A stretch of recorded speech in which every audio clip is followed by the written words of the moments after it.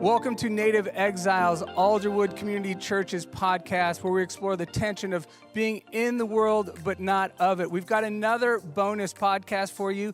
This also comes from March when we had our friends Keith and Patrick from the Truth Over Tribe podcast. They were so well received in our morning session, they kindly agreed to come back in the afternoon and just take some questions, give some feedback one-on-one individually with folks in our congregation. So much wit, so much wisdom, some humor, and a great helpful focus on how we can follow Jesus in this crazy time. Check it out with us here today on Native Exiles.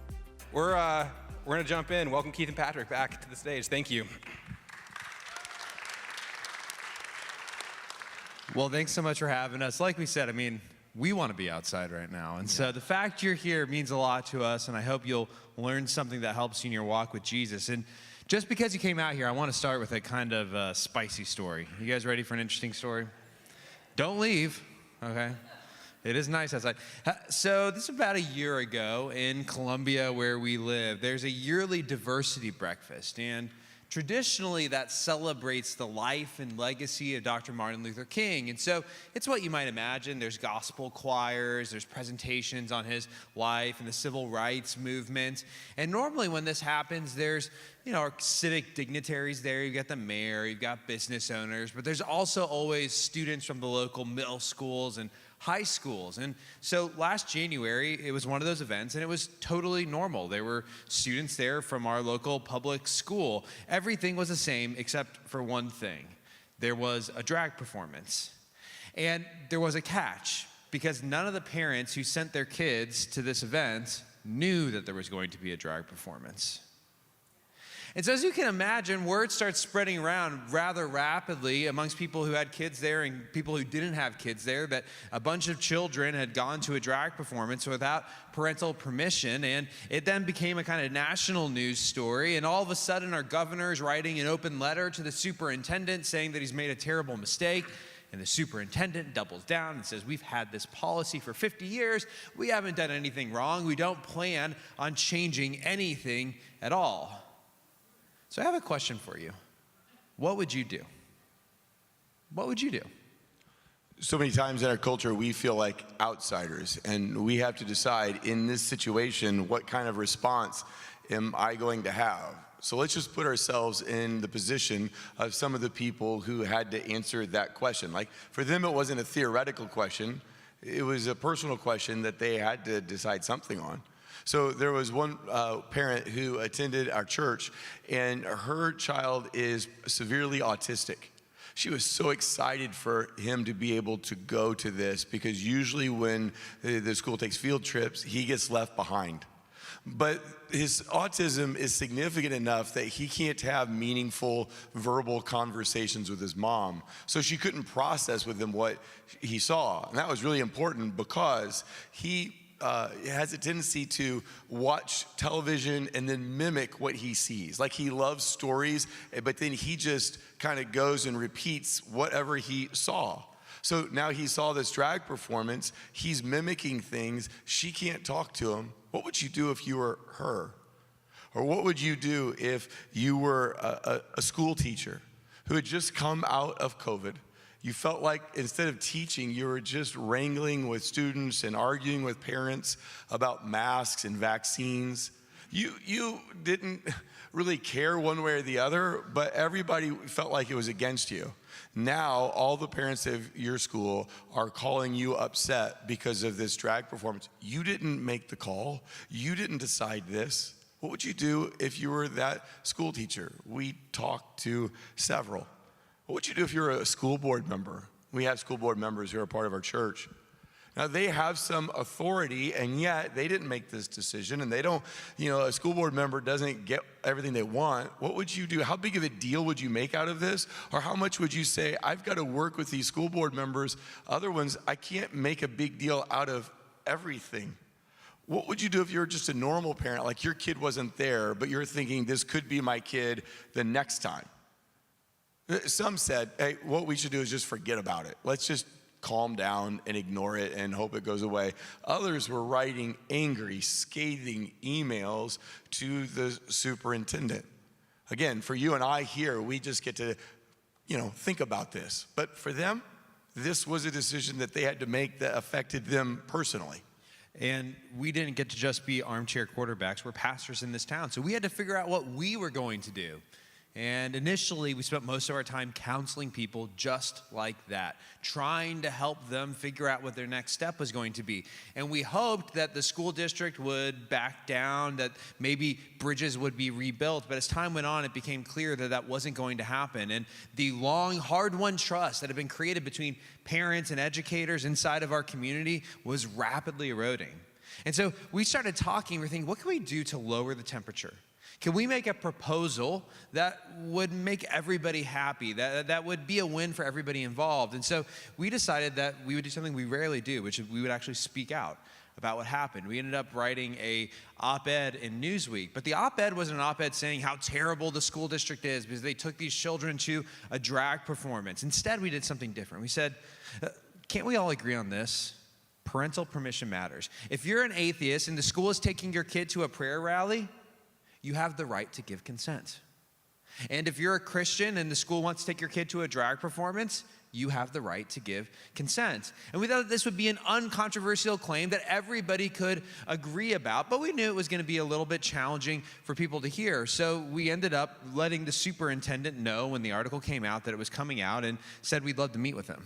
Yeah, it turns out if you've never written an op-ed for a major magazine, this was only our second one, and we learned some things. You get to sign off on the words. They'll offer edit suggestions, but you sign off on that. But as far as the pictures they put in or the headline, that's their choice. You as the author of it have zero input on that. So you can imagine that Newsweek, to sensationalize this and get more readers and clicks, they hyped up the sensational aspect of what happened.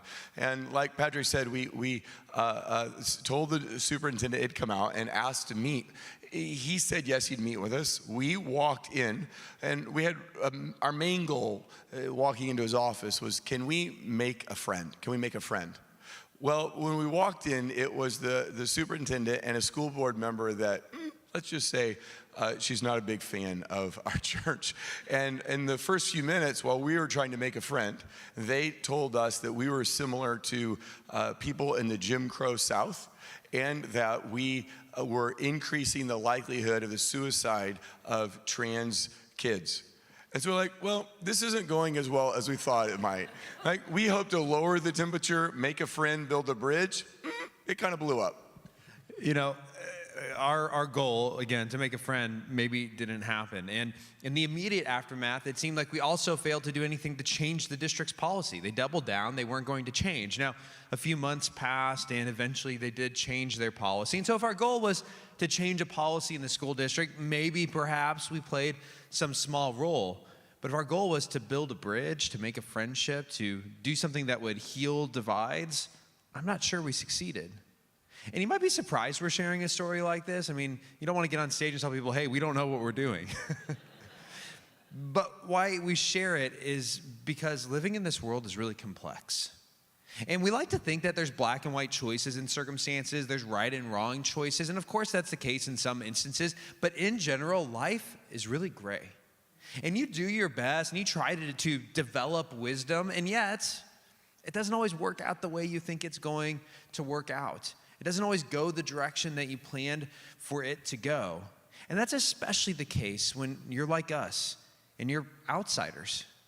See, at the end of the day, if you look, even just over the last 15 years, my guess is you feel more like an outsider in your cultural environment than you did 15 years ago. And that makes us all ask a question: why? What's happened that makes us feel as though we are so on the outside? I think if you do, as a Christian, feel like an outsider, you have legitimate reason for doing so. That's not shocking. You're not necessarily wrong at all. I mean, think about some of the changes that have happened. One of the big changes is just the demographics of our culture have changed. I think the most important book, not the best book, not the most entertaining book, not even the best written book, but I think the most important book written for Christians in 2023 was the book called The Great De-Churching.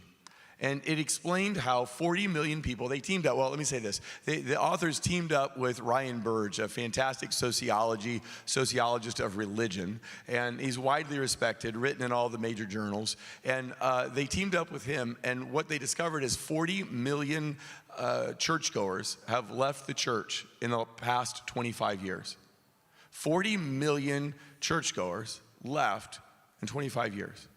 The people who are called the nuns, you're probably familiar with this term, N-O-N-E-S, not the nuns that wear habits, right? Not the habit ones, it's in Sound of Music.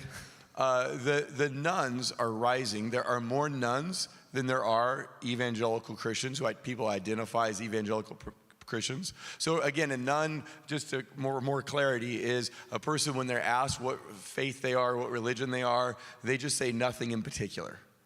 That none of the above. It's not like they're atheists, all atheists or anything, just none of the above. But there will soon outnumber not just evangelicals, but Protestants, people who call themselves Protestants. Well, you can imagine that has had a tremendous impact on the demographics of our culture. It's not just our demographics that are changing, our language is changing. Just 60 years ago, we had a common religious tongue. You could, if you were Billy Graham, have a crusade in the mid-century and say words like heaven, hell, sin, salvation, the gospel, and expect that everybody listening understood what those words meant. And they could even configure them, understand how they all fit together. But of course, today, those words are increasingly meaningless to us. If you see the word sin, it's not usually used to refer to missing the mark of God's plan for your life. It's usually about chocolate. And it's not just that word that's changed. Our entire lexicon, our language for wrongdoing has changed dramatically. Here's our modern lexicon for wrongdoing: harm, toxic, repression. That's how we talk about wrongdoing. Or here's our modern lexicon for goodness: authentic, self-care, being true to yourself. That's how we talk about what it means to be good and do good. And so we've not only changed our demographics, we no longer have a common language for how we talk about the good life, how we think about religion, how we think about the world around us. Another thing that's changed that makes us feel like outsiders is the moral norms have changed. So 10, 15 years ago, maybe not even that long in some places, you wouldn't have thought of having a drag show at a community diversity breakfast. It just wouldn't have been on anyone's radar.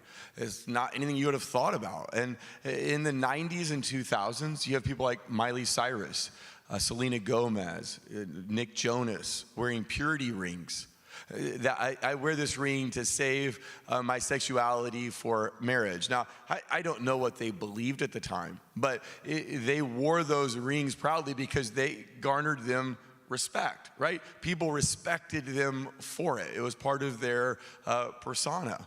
It wasn't that long ago, only in 2004, that your neighbors to the south, Oregon, they passed a constitutional amendment. The public did, the voters, defining marriage as only between one man and one woman. 2004. It's only 2024. In 2008, Barack Obama campaigned on a traditional definition of marriage. So in a short period of time, the moral norms have shifted, and that causes people to feel like an outsider.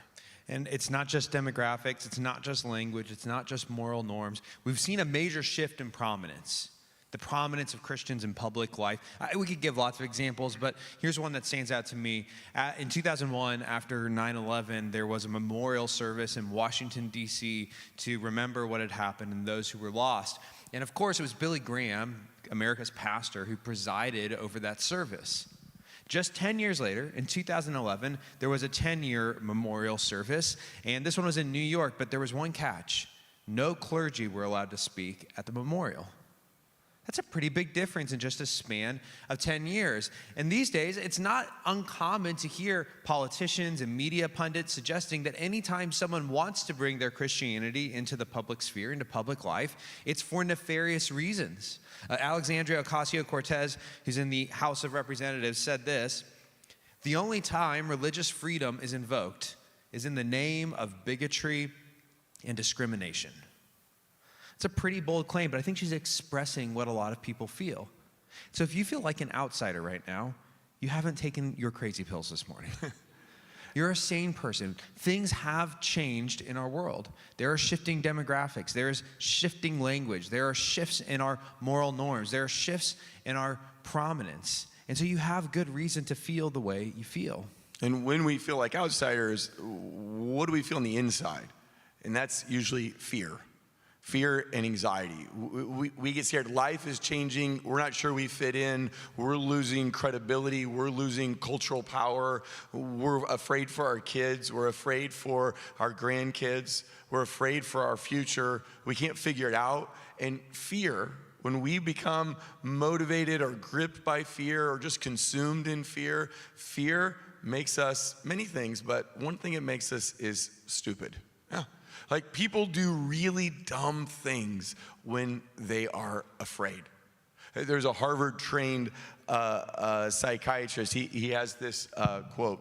When those deep brain areas are active, they Shanghai your cortical neurons.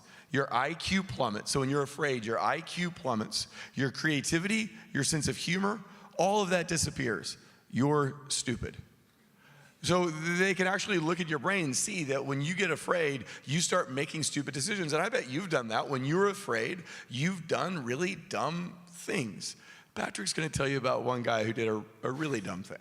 Yeah, this was a particularly dumb thing. There's a guy, his name was Dale, and he had a job at a warehouse, a job he actually really enjoyed. He was a forklift operator, and one day it was a little bit hot in the warehouse, air conditioning wasn't working, and he goes to wipe his brow, and just in that single moment of covering up his eyes, he doesn't see that there's another forklift right in front of him, and he crashes into it. And he gets off the forklift, he looks down, and he can't believe it, there's no damage. His forklift's fine, the other forklift's fine, he wasn't going very fast, no harm, no foul, but it was loud, and so his manager comes down, the foreman, and he says, hey, what happened? He goes, hey, I know there's no damage, but here's the deal, we still need to have you go through all the proper channels, you're gonna have to fill out a form, you're gonna have to go and take a drug test because we need to make sure that you aren't on any drugs during a work accident. And the thing about Dale is that he really liked marijuana. And he did a lot of marijuana. Now, he wasn't on the drug at that point. He did it in the evenings, usually recreationally. But he knew that if he took a test, he was going to fail it. And he was going to lose this job that paid well, that he really enjoyed. And so immediately, he is just stricken with fear. What am I going to do? How am I going to keep this job? How will I have a living? How will I be able to stay in the place that I live? His mind is racing. His heart is racing. His gut is tightening. And he starts looking for a quick fix. A quick fix, literally, because Quick Fix is a synthetic urine manufacturer that he found some of to go into his drug test. And when he gets into the drug test, he pulls out his smuggled Quick Fix synthetic urine and he pours it into the tube and gives it away. And the Quick Fix promises that if you use it, you will pass your drug test. So he's totally confident. I'm going to keep my job. About a week later, his foreman comes down and says, hey, I need to talk to you in my office. And yet again, he's feeling a lot of fear. And the foreman brings him in and he goes, what in the world were you thinking? If you had just failed the drug test, you would have been put on a month-long probation, and then you'd have to take another drug test again. But you gave us fake pee. And as a result, I have no choice. I have to fire you. You see, when we're afraid, we do things we wouldn't normally do. Dale wasn't a stupid guy, and he wouldn't have done that if he wasn't afraid. But when you are afraid, we all have a very similar tendency. We start looking for quick fixes. Maybe not synthetic quick fixes, but quick fixes to try to resolve the tension that we're feeling and get ourselves out of the situation that's causing us so much fear. And so when we're afraid as Christians, because we feel like outsiders because of all the changes we discussed earlier, what are the quick fixes that we turn to? What are the ways that we try to relieve that tension that we're experiencing? And what we find is that people take one of three approaches. They either accommodate, they eviscerate, or they separate. Accommodate, eviscerate, or separate. Now we're gonna go and try to unpack all of those and explain why we find those things attractive. Here's the good news, is that we're not the first people to struggle with accommodation or evisceration or separation. The Bible is full of people who made that same mistake. So let's just start with accommodation. Accommodation. I think there's so many biblical stories you could turn to, but one that's really well known is when Moses is on the mountain in Exodus 32, and Aaron is down with the people. And the people are clamoring for Aaron to do something. Moses has been up there too long. So what does Aaron do? He accommodates to the pressure of the people. When you accommodate, you let the people, the group, control you. So he makes this idol of golden calf. Now, it's not really an idol in the sense that it's some other god. What he says is, it is Yahweh, the one who led you out of Israel. Now, that was a really foolish decision, but he felt the pressure to accommodate to what everybody was around him was demanding him to do. Well, when we accommodate to the culture that we're in, what is it about it that is so attractive? Well, first, it's quick, right? It's painless. Like, I'm just going to go along with everybody else. Second is that I don't have to change everybody else. Like, I can just change me and my beliefs, and I can go along with it. I don't have to somehow get all these other people to see what I see. And then finally, you're often applauded. Like, you're called savvy or sophisticated because now you agree with the culture around you. So a lot of Christians, when presented with feeling like an outsider, their response is just to accommodate and make peace with the culture around them. We don't just accommodate when we're afraid. That's not the only quick fix. We also eviscerate, which is just a way of saying we go on the attack. We go on the offensive. And there's another great story that comes from a similar time in the life of Moses. When he was a young man, he grew up inside of the palace of Egypt. He was a part of the Egyptian court, but he never forgot the fact that he was the son of Hebrew slaves and that the Egyptians were oppressing his kinsmen. And at the very beginning of the book of Exodus, we get this story where he's walking and he sees an Egyptian taskmaster beating up a bunch of Hebrew slaves. And of course, this makes him incredibly angry. He wants to attack the person. He wants to make sure that this thing doesn't happen. But if you stop and you think about Moses' psychology for a second, you have to expect that he was also afraid. He was afraid in a very real way of what would happen if he didn't do anything at all. What will happen if no one steps in to stop the Egyptians? What will happen if my people stay in this exact same situation for another 3 or 4 or 5 generations? He was full of fear, and his way of releasing the tension was by going on the attack.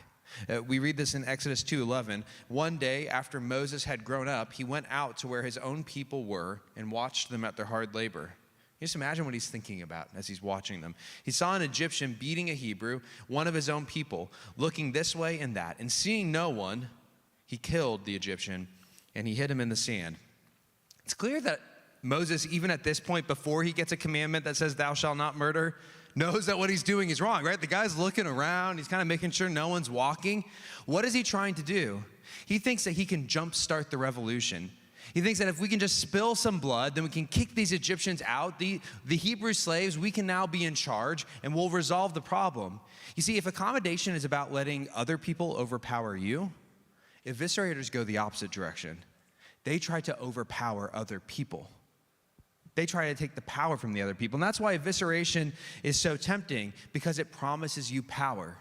If I go on the attack, then I'll be the one who has the power. I won't be the outsider. I will now be the insider, and you will be the outsider. But it's not just that. It makes you feel righteous. I mean, Moses was fighting for a good cause. That is undeniable. And oftentimes, when we go on the attack, we might be fighting for something that is good. But the way we're going about it is driven by fear. It's a quick fix, and so it's unwise. Moving beyond that, evisceration promises us catharsis. In the moment, I promise Moses felt great. We all know this, right? When you get angry, even if you're angry at your child and you lose your temper and you start yelling, in the moment it feels good. Like, oh yeah, I finally got them. But then immediately afterward, you think, oh, why did I just yell at them? That was so terribly stupid. But that's part of why evisceration is so attractive. You feel great when you get onto Facebook or Twitter or you're having the Thanksgiving meal and you say your bit and you get them. And then you have regret a few days later, don't you? Because that's how evisceration works. Accommodate, eviscerate, and then lastly, separate. And the biblical story that we put with this, but again, there are so many, is Elijah on the top of Mount Carmel. He's up there and he's doing battle with the prophets of Baal. It's a fantastic story. You should go read it if you're not familiar with it. But in this battle with the prophets of Baal, ultimately God calls down fire and Elijah is vindicated. The problem is that not only are the prophets of Baal now upset with him, but so are the Israelites. Like Elijah goes through this whole thing of, I think I'm the only faithful one. I think it's just me against the world. And then Jezebel, who is Ahab's wife, she puts a bounty on Elijah's head. So what does he do? He runs. He runs out into the wilderness and he hides. And that's what separation does. It just says, look, I'm going to separate from society. It has these problems, and I'm going to go over here into my holy huddle and talk to other people who think like me and talk like me and have the same values as I do. And there's something really like good about it. There's something that we like and we find it attractive. Like it's really clear. I can draw a clear line. That's the them, us. We're here. We're in the holy huddle. We speak the language, Christianese, that nobody else quite understands, but we understand each other. It allows me to wash my hands of the world's problems. Like Pilate washed his hands of Jesus because the religious leaders demanded his crucifixion. It's like we get to wash our hands of the problem of this world and go, well, you guys are the fools.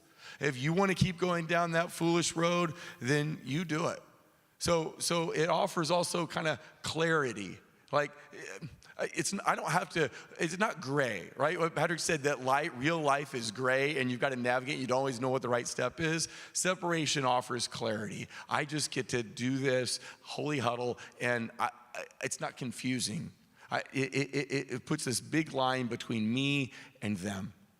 So you start to wonder, is there any other alternative? I mean, is that all we have? Or is there a better way to handle that feeling of being an outsider? Yeah, you see, I do think there is an alternative to being a fearful outsider. And you might think, we sometimes think the alternative is being an insider. That's what I have to do. I have to become an insider. But that's not the case. Because God's people have always been outsiders. What if the change God wants us to make is not from outsider to insider, but from fearful outsider to joyful outsider? What if that's the change he's calling us to do? This really hit me a few years ago when I was in seminary and I was doing college ministry at the time. And ministry was hard, and so I was whining. And I was whining to the dean of students, a fantastic guy named Mike Higgins, and I was telling him how great it would be to go to the past. You know, just 10 or 15 years ago when, there was no controversy around LGBT issues and there was no controversy around every topic that we all get bent out of shape about politically. Oh, wouldn't it be wonderful to go in the past when basically everybody agreed with me? Now, there's a few things you should know about Mike and I, because we're pretty different. First of all, I was foolish and he was wise. That's the most important thing. Second of all, I was young and he was quite a bit older. Third, I had no children. He had many children. I was a citizen. He was an Army colonel. But perhaps most important for this conversation, I was white and he was black. We had a very different life experience. And in the kindest way possible, he looked at me and he said, really? You think that if you and I went back to 1960 Mississippi and talked about orthodox truths around race, it would be easier for you then? And again, he said it in the nicest way. It was the gentlest of all rebukes. But he went on to make a point that I needed to hear. I was looking for a time when I could be an insider. And that's how we feel, right? Because sometimes we're thinking, gosh, it was so much better 10 or 15 years ago. It wasn't. Nostalgia makes it feel like it was, but there has never been a time in history where Christians have not been outsiders. It is for different reasons in different places. In the era of slavery, you have people like Frederick Douglass and Equiano and all sorts of people who were outsiders because they were advocating for abolition. They were against slavery. You can go forward in history and you will find women who were advocating for temperance, not because they were against alcohol, but because they were against domestic abuse, which is a huge problem with America's drinking. You will find people throughout American history and all of history who identify as Christian, and because they identify as Christians, They are outsiders wherever they're at. And what he showed me is that God doesn't want me to be an insider. God wants me to be an outsider because the Bible is a minority report written by outsiders for outsiders. Our temptation is to think that being an outsider is new. It's something that we are wrestling with, and this is a new thing. But it turns out that Christians have always been outsiders. Just go back. I know that Wyatt preached, I think, on this topic not that long ago. But go back with me to think through the biblical picture of how Christians have always been outsiders, or a word that I think you've used around here, and it's a good biblical word, is exiles. So you have Abraham, the wandering Aramean, right? And he goes into Canaan, and he's an outsider. He is always in conflict with the people there. Or think about the Israelites when they're in Egypt. They're growing, and so what does the Pharaoh do? He enslaves them. Why? Well, they are the outsiders. So they're the people that we're going to take advantage of to build our Egyptian empire. Or think of the prophets who are standing for God, standing for Yahweh in the middle of a corrupt court. And when the court prophets are all saying, oh, God is on your side, King, God's prophets are speaking truth to power. They felt like outsiders. Or think about when Israel was invaded by Babylon. And King Nebuchadnezzar comes and he takes the people out of Babylon. He destroys their temple. He kills many people. He lays siege to the city. And he takes a lot of the best and the brightest over to his country, Babylon, and then enrolls them in, maybe you'd call it the Babylonian Leadership Academy. So here you have Daniel and his friends, Shadrach, Meshach, and Abednego, are part of the group that Babylon takes. And there they are learning the language and literature of Babylon. Hey, there they are. Their names have been changed so that no longer do their names remind them of Yahweh, but now they are given Babylonian names that reflect the Babylonian gods. Think they felt a little bit like outsiders? It's the story of the Bible. You could pick up in the New Testament. Yeah, if you move on all the way to the New Testament, it's full of stories of people being outsiders. But I would start with Jesus. I mean, think about it. Jesus could have been born anywhere. He could have been born to anyone. He could have been born in the halls of power. He could have been born a Roman citizen. But where is he born? He's born in a rural backwater. He was never a citizen of any nation. His parents did not hail from the halls of power. He was an outsider from the start. He was an outsider in his neighborhood because his mom got pregnant before she was married. He was an outsider in Bethlehem. When Herod comes along and hears that there's a king being born, what does he do? He sends a military force to come and murder him. He is then moved off to Egypt, where he lives as an outsider in Egypt because it's not even his own homeland. And then when he comes back and he does his ministry, he's treated by the religious authorities as an outsider. And how is he crucified in the end? His friends abandon him. Eventually, his father turns from him. He is crucified as an outsider.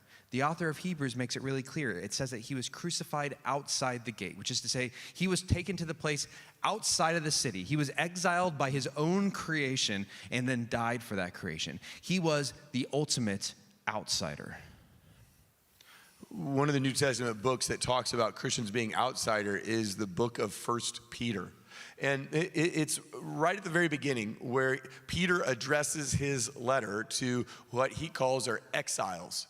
So again, that's that language of outsider. But what's so interesting about it is that he is calling people who lived in that spot, grew up in that spot, hadn't really traveled much or gone anywhere else. He's calling them exiles. How can you be an exile in your own homeland?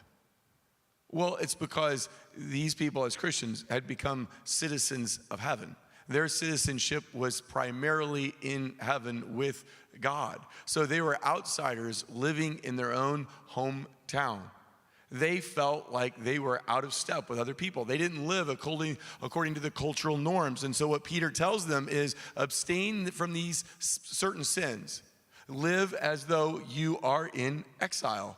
So the moral norms have shifted, and you need to stay faithful to Jesus in a culture that's hostile to your norms, to the moral norms. He says to wage war against the sins that wage war against your soul. So fight back.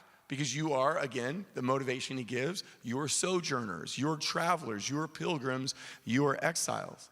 And then finally, Peter says at the very end of his book, he's writing this from Rome, by the way, and he says that the people in Babylon send greetings. Well, Babylon, by this time, Babylon, remember there's the people that took Israel captive back in the book of Daniel. Well, Babylon is a much diminished superpower. It's not a superpower at all. It's just a country, normal country. It doesn't really have anything to do with anything right now. So why is Peter saying that he's writing from Babylon? Well, because Babylon has become code. It's become like a word that means more than a country. It means a power that sets itself up against God. And that we all, in a sense, live in Babylon. He was saying Rome is Babylon. Babylon is everything outside of the Garden of Eden. Babylon is where all of us live.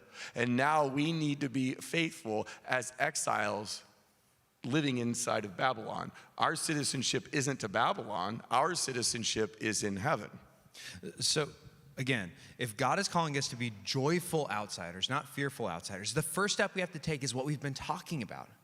We have to embrace the fact that God has indeed called us to be outsiders. And by being outsiders, we are kind of like insiders in the great story God has always been telling. When you start embracing the fact that you are actually an outsider, it sets you free from a lot of the fear, because this is where I'm supposed to be. You have to start living into that story. That's the second step. The first step is understand that you're an outsider. The second step is start living in the right story. There's a guy named Hiro Onoda. He was a Japanese soldier in World War II serving the Japanese emperor, and he was sent to an area in the Philippines called Lubang Island. He lands there with a group of other soldiers, and they are immediately under pressure from local military forces, and it forces them to run off into a very thick jungle.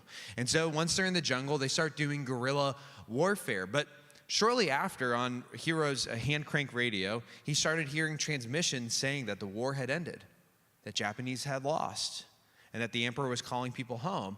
But he didn't believe what he was hearing. He thought it was some sort of propaganda, that people were sending it into the jungle to try to trick him into coming out so that they could execute him and so that he would betray the emperor. And so he refused to come out for another year, for another 2 years, for another 5 years, for a decade, for 2 decades, for 3 decades. He stayed in the jungle with his compatriots, occasionally coming out to fight. Many of them died over the years. Some of them simply disappeared until he was the last man standing. So in 1973, the local government reached out to Hiro Onoda's commanding officer, and they said, "Would you please come down, meet with him, and tell him that the war is over?" His commanding officer agreed. He finds him in the jungle. He tells him the war is over. It's been over for 30 years. You can come out. You can come home. And when he comes out of the jungle, he is weeping. Not because the war is over, but because he realized he'd spent the last 30 years living in a lie.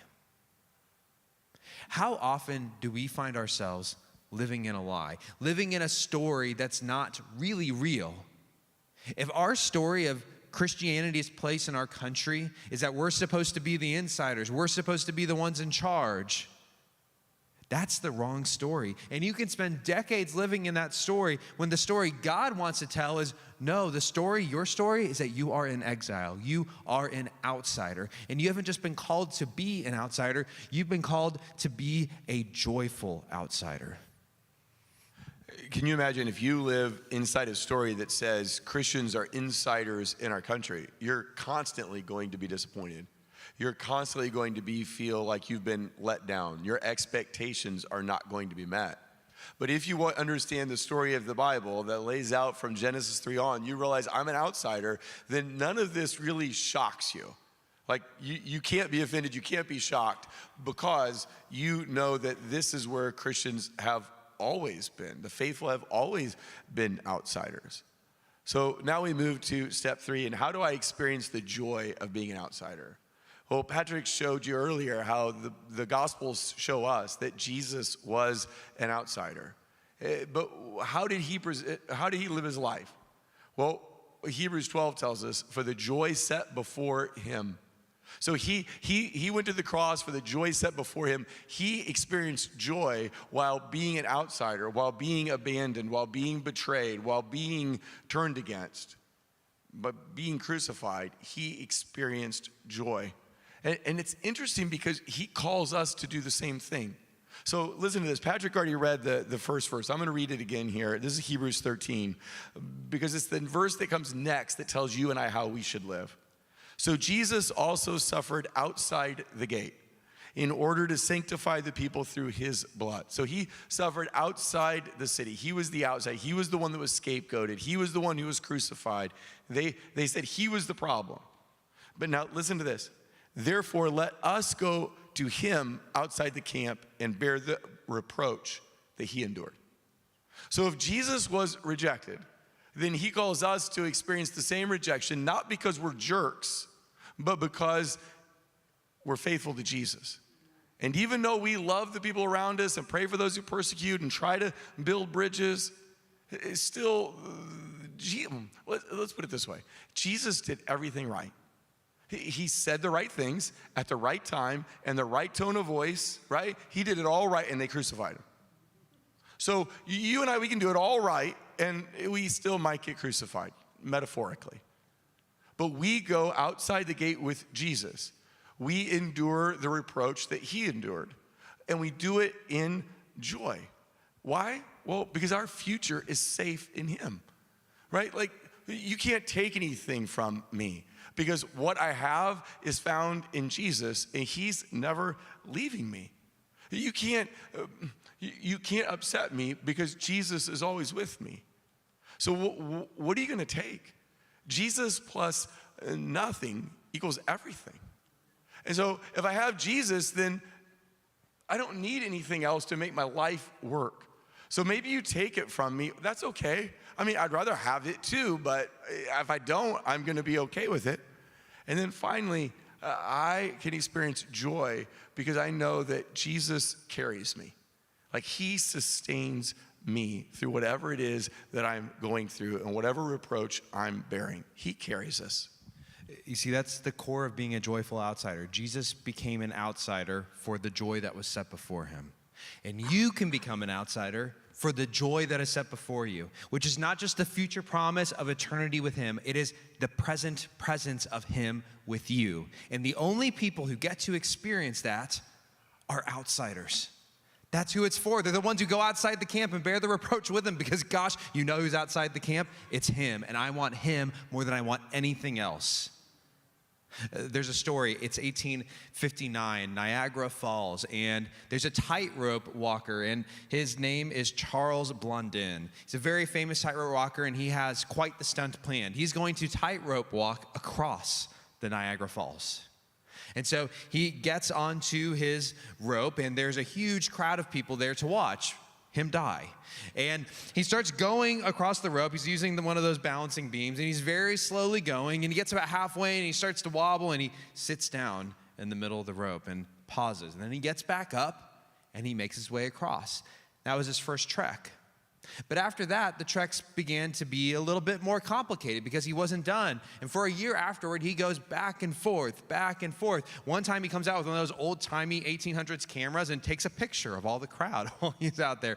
A different time he comes out and he raises up from a boat below him a bottle of wine and then drinks it. Does not seem wise to me if you're on a tightrope, but he does it. A different time, he puts on a blindfold and goes across a tightrope. He's doing all these stunts. And so one day he comes up to the crowd who wants to see him do it again. He says, "Do you guys believe that I can get across this tightrope?" They all cheer. They roar, "Yes, absolutely." He says, "But do you really believe that I can get across the tightrope?" "Yes, of course you can." He goes, "Okay, if you believe it, raise your hand if you want to get on my back." Of course, no one raises their hand except for one man, and his name was Harry Colcord. And so he lifts up his hand and says, I believe you can get across the rope. I trust you." And when he gets up to Charles Blondin, Blondin leans close to him and he gives him this wisdom. He says, "Look up, Harry. Look up, Harry. You are no longer Harry Colcord. You are Charles Blondin. Until I clear this place, be a part of me, mind, body, and soul. If I sway, you sway with me. Don't attempt to do any balancing yourself. If you do, we will both go to our death. And so Harry Colcord gets onto his back, and he becomes one with Charles Blondin. And when he sways, Harry sways. And when he balances, Harry balances. And in a very similar way, this is exactly what we are invited to do as joyful outsiders. You see, Jesus has already crossed the Niagara Falls. He's gone through death and come out the other side in life. You've seen him do it. You know that it's happened. And now he says, okay, do you believe in me? Get on my back, because that is the only way through. And you climb onto his back and you become one. And he says, when I sway, you sway. When I balance, you balance. And that's what it's like to be an outsider. Because when you're an outsider, you can get onto his back, and yes, it's scary, and yes, you're looking down, and yes, you're terrified, but you aren't the one who's doing the balancing. He is.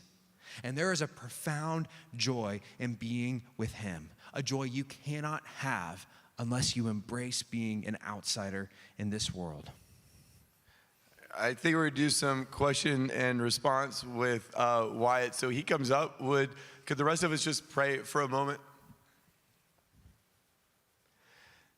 Jesus, we want to be joyful outsiders, not because we're smart or wise or confident or courageous or any of that, but because we are one with you. We want to be on your back. We want to be in your arms. We want to be one with you. So we trust that you are with us. We trust that you've gone before us. We trust that you have got us, that you know everything about us, that you love us, that our life is in your hands, your nail-scarred hands. And that's exactly where we want to be. So we are not afraid because we have Jesus. Whatever happens to us, we'll be fine because we've got Jesus. I pray that would be our deep conviction.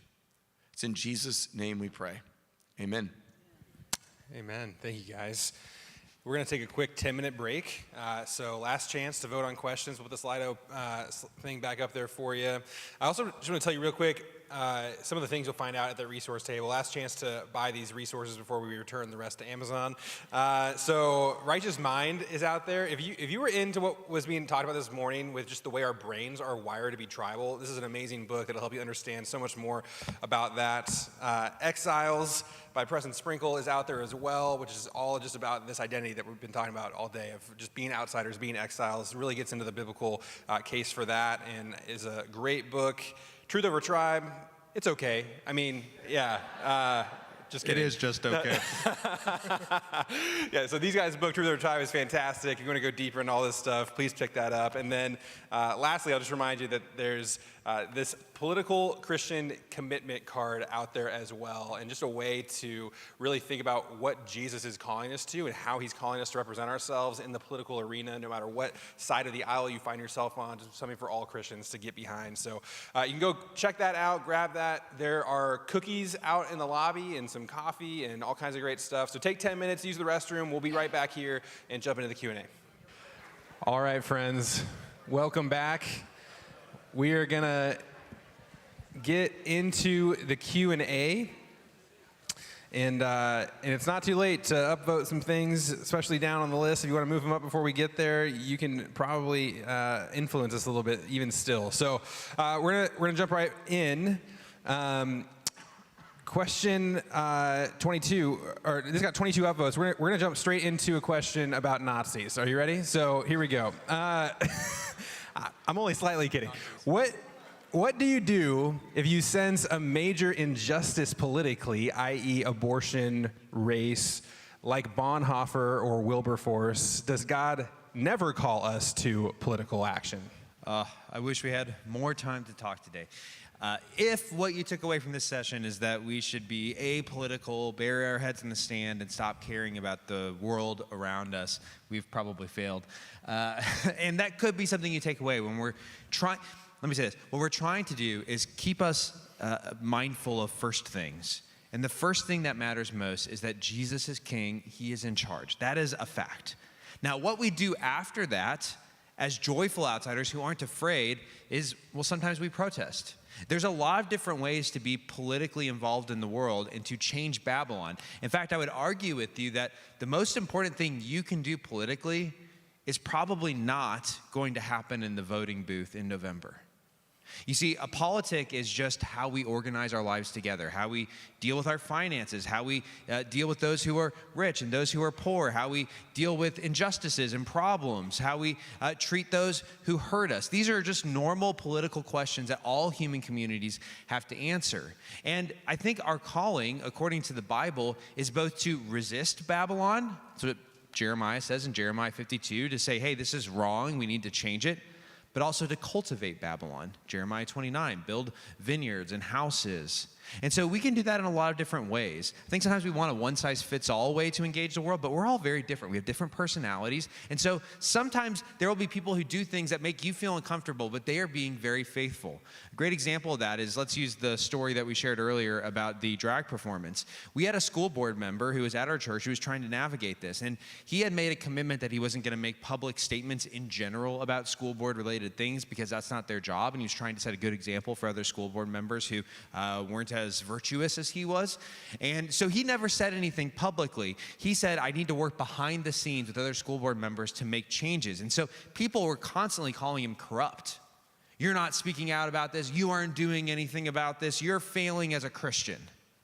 Well, he wasn't. They just didn't know what he was doing. But then there's another guy who works at the state, and he works for the Attorney General's office. And his job is to deal with injustices. And so he used his role to bring lawsuit against the school district for what they had done. He said they'd broken some laws. And people tell him, you're a bulldog, you're mean, you're getting at teachers, you're hurting our school districts. Well, no, that was his way of being faithful. And here's the crazy part. The fact that the school district put pressure on the school district, which then allowed the school board member behind the scenes to work towards changing that policy. They looked like they were doing opposite things, but they were actually working together. They didn't know each other. They didn't know they were working together. But in God's economy, they were doing different things to work out the common good. And I think we need to realize that just because someone is different than you in how they engage, and they might be the protester holding out the picket sign, that might be the very means God's going to use. But what you do, maybe it's loving the person who they're protesting against. You never know how those two things come together to work out the common good. Yes, I agree with what Patrick started with. If you heard us say that we should just separate and not worry about politics, that's not what we teach or intend. We think that being involved in politics is a way that you can love your neighbor, because we want our community, our society to flourish. And so that's working for the good of the community. So what we say is that Jesus was political, but he wasn't partisan. Jesus was political, but he wasn't partisan, because Jesus is a king and he's coming to build his kingdom, and kingdoms have politics. And Jesus stood up against injustice. And many Christians throughout the centuries, some he mentioned, or that question mentioned, but others, Dr. King, plenty of others, have also stood in the line of Christians who have worked for the good of the community through political means. But if Jesus is your king, then you will do that in what? In love, in confidence, in peace, in joy, doing what God has called you to do to help your community flourish. That's great. You guys are starting to find out where I get all my sermon points from on this series. So yeah, there you go. All right, how do you handle yourself in a group of coworkers who are discussing politics when your position is different? Should you just stay silent? Should you try to change the subject? You fake a seizure. Yeah. And then it all ends. It's all over from that point forward. That's great.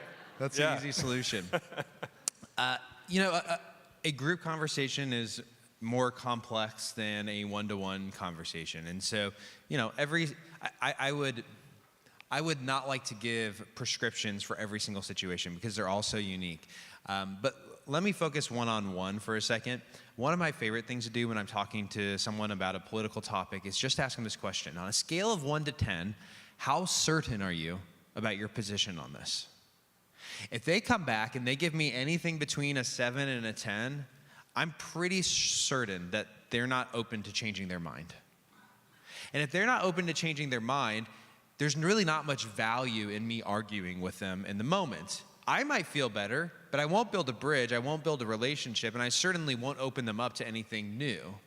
And so if that's where they're at, I'll probably just ask them questions, try to get them to share their position. And maybe if I'm lucky, they'll ask me to share my position. And who knows, maybe I'll say something that changes their mind. But if they're below, like 7 and below, then I'll often ask the question, what would it take for you to change your mind?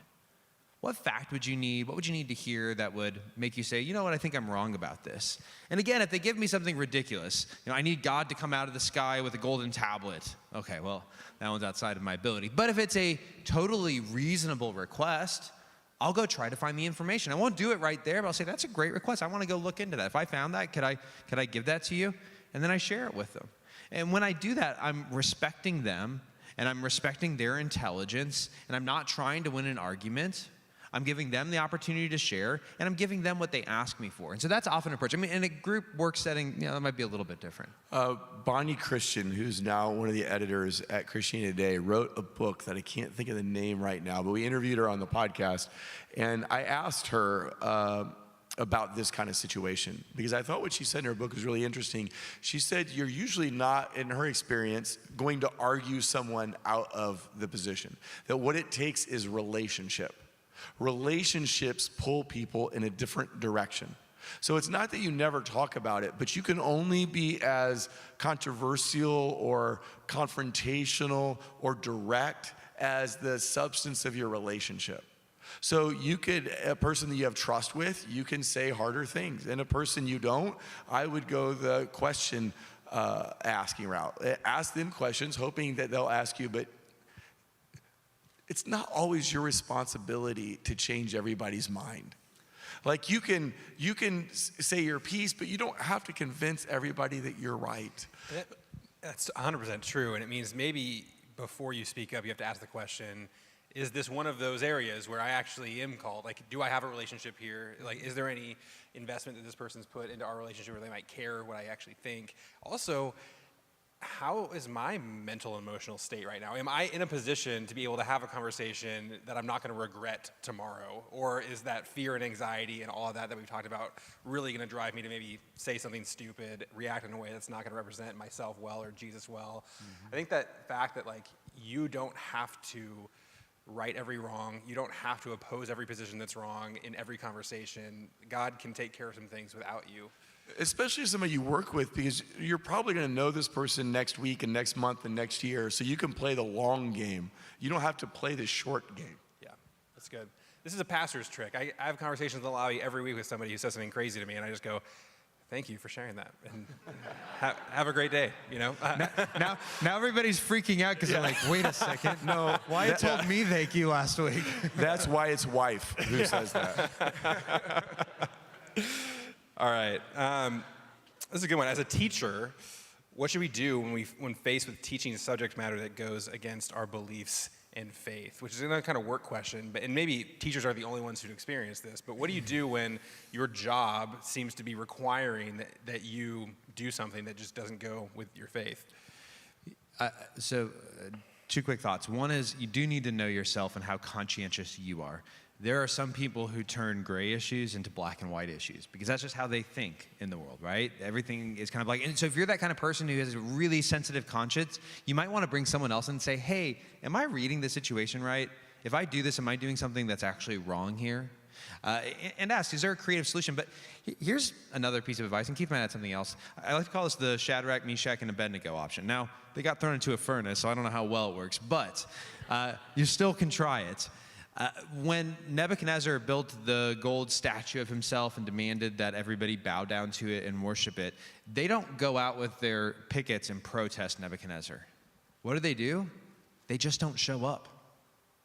The event happens, they're not there. Now, someone realizes they're not there and brings that before Nebuchadnezzar's attention, and they get caught for what they did, but they just do a quiet form of nonviolent resistance. This is a very normal way of protesting. So if you're a teacher and you're being asked to do something, I have a piece of advice. Just don't do it and see what happens. Don't tell anybody you're not doing it.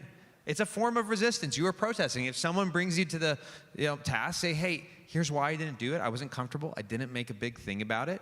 You can also look for solutions that maybe give you a bit of a workaround. If you have a trusted administrator who you think's in your camp and would understand you, you could go and talk to them and say, hey, I'm not personally feeling good about this. Is there a solution you could help me come up with that would, not put the school in a bad place, not put me in a bad place, not put students in a bad place? I don't want to say anything public. I'm not trying to make a fight. And maybe that person can help you come up with a solution. That's really good. I think that model of Daniel in exile is so helpful because I think for many of us, we want to go to kind of one of two places. One is if I'm a part of a workplace or a school that has anything that's anti-Jesus in it, then I can't be a part of the system at all. I have to either, have total freedom to say exactly what I think and why these things are horrible, or I just can't even be a teacher here, something like that. And then the other place is the accommodation that you were just talking about of I guess I just don't have any choice but to go along with it. And the example of Daniel in exile is a rejection of both of those things, where clearly they felt comfortable being a part of the system, even though it was a really jacked up system in a ton of ways. But, Daniel and his friends were in the court of the rulers of Babylon who, worshiped all kinds of deities and all kinds of stuff, but they also didn't accommodate. They knew they couldn't do anything that violated their commitment to Yahweh, and I think it's a good model for us as well. Yeah, I think that's so good. Let's just stay on for a second if we can. Think about what Daniel and his buddies did. They allowed them to change their name. So sometimes we want to draw lines too quick. Daniel, this guy said, okay, you can call me by this Babylonian god name. I can live with that. Then they were in that Babylonian leadership, learning the language, literature of Babylon, the pagan. They served in the system. So there was a lot of gray there. You're not telling me that they didn't have to navigate some really tricky stuff and probably do some things and support some policies that they weren't that excited about. And they excelled. Right? They were the best. They were the best at learning about all of the Babylonian worship practices and their deities and all that. They got A's in that class. And they rooted for Nebuchadnezzar. When Daniel had to say something hard to Nebuchadnezzar, he's like, man, king, I wish this wasn't about you. I wish it was about someone else. Because he cared about him. Even though Nebuchadnezzar had probably killed his family or destroyed the temple in Jerusalem, he still cared about him. So if you're that teacher, does your administrator who's telling you to do the wrong thing, you love him and you want the best for him, and that you're willing to, you're not making a big deal out of everything, but there were places Daniel drew the line, right? He continued to pray when Darius told him he couldn't. He drew the line at the food in chapter 1. He wouldn't eat it. We don't exactly know why, but he wouldn't eat it. So he drew lines. So make sure you're drawing lines at the right spot. And most of our jobs don't require us to sin against God. I'm not saying it never happens anywhere. I'm saying most of our jobs do not require us to sin against God. But maybe yours does, and these are hard, and maybe you'll have to quit. But be careful. Talk to Wyatt before you do that. Well, and at least talk to somebody. This is why we have the community, and you brought that up so well. Your small group, other wise people, let them help you figure it out. It's really good. All right, you ready for this? So who should we vote for? Okay. I'm going to ask a better question. Who would Jesus vote for? Okay. WWJD, this is WWJV. There you go. You can wear the braces. Who would he vote for? Would he vote for Trump? Would he vote for Biden? Maybe you're really sharp and you'd say Jesus would vote for himself because obviously he'd be the best candidate. Here's the answer to the question. Jesus can't vote because he's not a U.S. citizen. Now, why that really, really matters, is because it reminds us, it relativizes how important this election is ultimately going to be. I know we said it this morning, but it's worth reiterating. He doesn't need the Oval Office. He has an eternal throne. He doesn't want the demotion. And so here's the deal. You can go out and you can vote, and I vote. I would encourage you to vote. But when you do it, realize you aren't voting for ultimate things. And if I could press even one step further, I would argue, this is a principle called subsidiarity, if you want to look it up, but it's the idea that what's closest to you is what's most important. The areas over which you have the most ability to impact are the areas you should care the most about. So here's the crazy thing. I care far more about our local school board elections than I do about our presidential elections. Because I actually have the ability to influence and impact our schools. I care more about our city elections, our state elections, than I do about national elections. I'm not saying that they're not important. But those are the places where I actually have the ability to influence others. And so I take them with a high degree of seriousness. And most Americans don't do that. Presidential years, huge turnouts. Otherwise, no one's out there voting. And so it's just a piece of advice. Okay, so I'm going to take it, just amp it up just a little bit. For me personally, everybody gets to have their own test. So you don't have to do this. This is in the Bible. This is how I think about it, is that a candidate, in order to get my vote, has to pass a character test and a policy test. Now, I think voting is important. As citizens, we should vote. I've always tried to go and vote, but in 2016 and 2020, I didn't feel like either candidate for president passed the test I needed to earn my vote.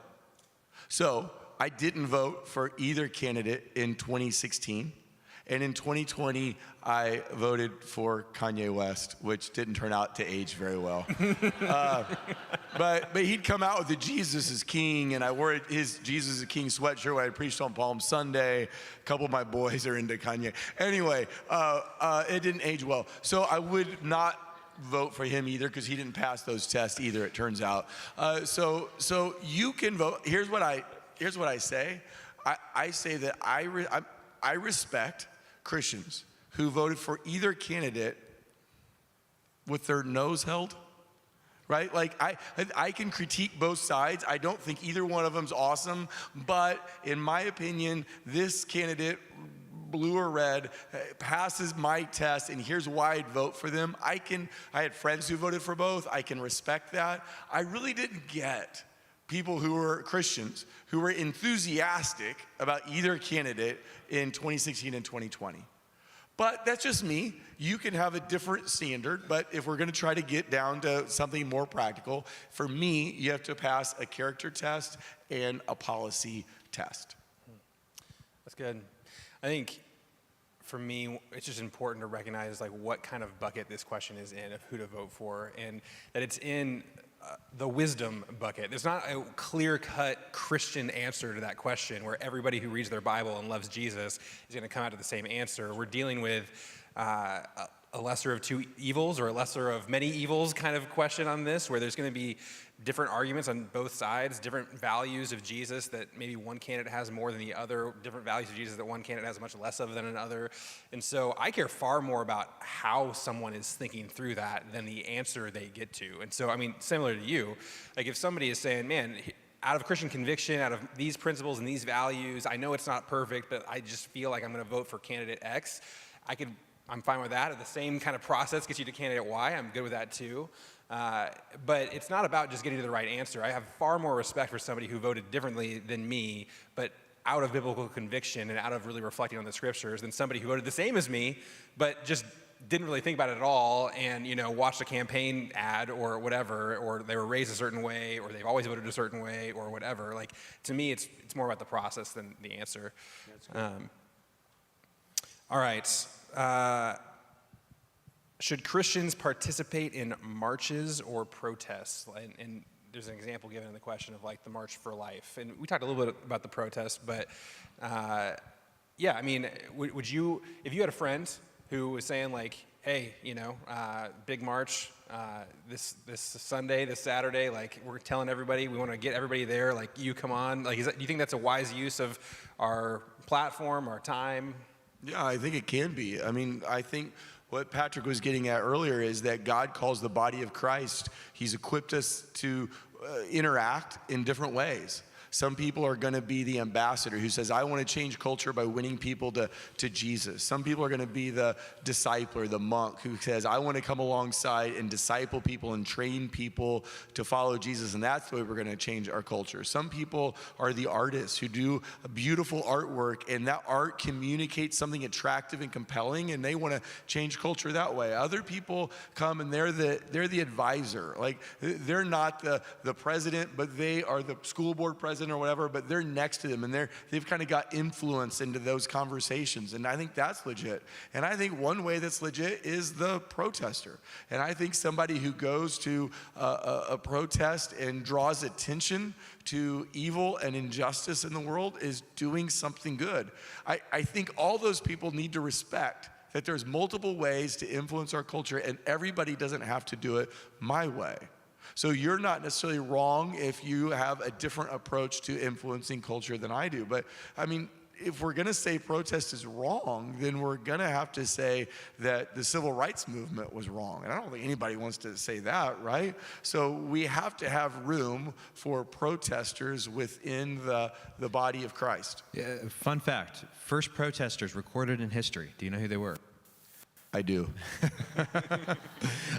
Puah and Shiphrah, the two women who were midwives, and when Pharaoh said that the Israelites needed to kill their babies, Puah and Shiphrah protested. They refused to do it, and they did so in a very public and active way. So protest actually comes from the biblical tradition. So it's really hard, I think, as Christians to say, no, I'm against protest. That's good. What are your thoughts on reciting the national anthem or Pledge of Allegiance? Oh, Patrick, this question is for you. If our true and only allegiance is to be to Christ alone. So somebody's tipping their hand a little bit on the question, but I know what Patrick's going to say. Are you on the same page? No, I mean, I think he's got a good argument. Then we got to hear from both of you. I love it. All right, Patrick, you're up first. Okay. So if we have more time, we would have a whole nother talk where we talk about how Jesus is king, Jesus has a politic, the gospel is a political message because it's the announcement of a good news about a kingdom. We talk about how heaven isn't a place where we have this afterlife. I mean, it is that, but heaven is primarily a throne room. It's God's Oval Office. So there's a very political dimension to what we believe. But most importantly, our word faith, we think of as being intellectual belief. But James 2:19 is very clear. It says that even the demons believe and shudder. And so faith, the Greek word is pistis. It's not merely the idea that we give intellectual consent to the truths about Jesus. It's something much deeper than that. In the ancient world, that word faith could also mean fidelity, pledging fealty, or maybe a better word would be pledging allegiance. And so the reason why the early Christians were crucified, I mean, these are people who are paying their taxes, they're taking care of the poor, they're upstanding citizens in every imaginable way, and they're being persecuted. Why?